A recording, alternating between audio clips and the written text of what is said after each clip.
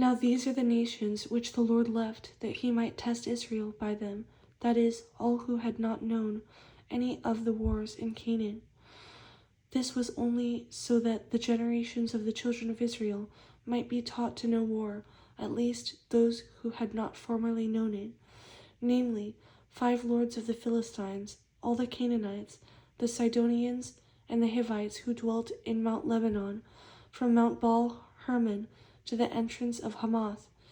And they were left, that he might test Israel by them, to know whether they would obey the commandments of the Lord, which he had commanded their fathers by the hand of Moses. Thus the children of Israel dwelt among the Canaanites, the Hittites, the Amorites, the Perizzites, the Hivites, and the Jebusites. And they took their daughters to be their wives, and gave their daughters to their sons, and they served their gods. So the children of Israel did evil in the sight of the Lord. They forgot the Lord their God, and served the Baals and Asherahs. Therefore the anger of the Lord was hot against Israel, and he sold them into the hand of Cushan-Rishathaim, king of Mesopotamia. And the children of Israel served Cushan-Rishathaim 8 years. When the children of Israel cried out to the Lord raised up a deliverer for the children of Israel, who delivered them, Othniel the son of Kenaz, Caleb's younger brother. The Spirit of the Lord came upon him, and he judged Israel. He went out to war, and the Lord delivered Cushan-Rishathaim, king of Mesopotamia, into his hand, and his hand prevailed over Cushan-Rishathaim. So the land had rest for 40 years. Then Othniel the son of Kenaz died. And the children of Israel again did evil in the sight of the Lord. So the Lord strengthened Eglon king of Moab against Israel, because they had done evil in the sight of the Lord. Then he gathered to himself the people of Ammon and Amalek, and went and defeated Israel, and took possession of the city of palms. So the children of Israel served Eglon king of Moab 18 years. But when the children of Israel cried out to the Lord raised up a deliverer for them, Ehud son of Gera, a Benjamite, a left-handed man. By him the children of Israel sent tribute to Eglon, king of Moab. Now Ehud made himself a dagger. It was double-edged and a cubit in length, and fastened it under his clothes on his right thigh. So he brought the tribute to Eglon, king of Moab.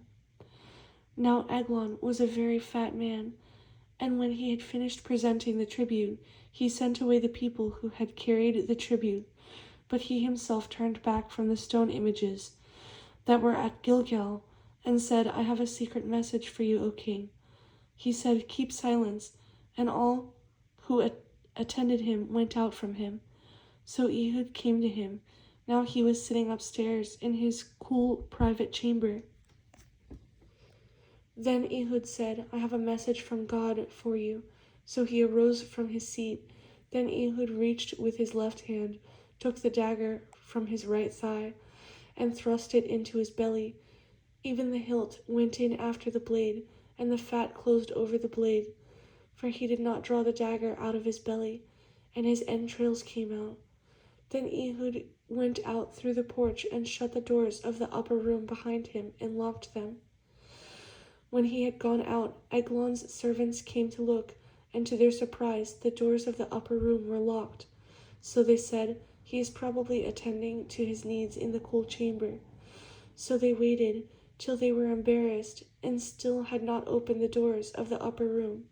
Therefore they took the key and opened them, and there was their master, fallen dead on the floor. But Ehud had escaped while they delayed, and passed beyond the stone images, and escaped to Seirah. And it happened when he arrived that he blew the trumpet in the mountains of Ephraim, and the children of Israel went down with him from the mountains, and he led them. Then he said to them, Follow me, for the Lord has delivered your enemies, the Moabites, into your hand.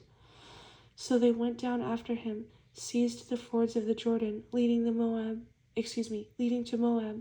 and did not allow anyone to cross over. And at that time they killed about 10,000 men of Moab, all stout men of valor. Not a man escaped. So Moab was subdued that day under the hand of Israel, and the land had rest for 80 years. After him was Shamgar the son of Anath, who killed 600 men of the Philistines with an ox goad, and he also delivered Israel.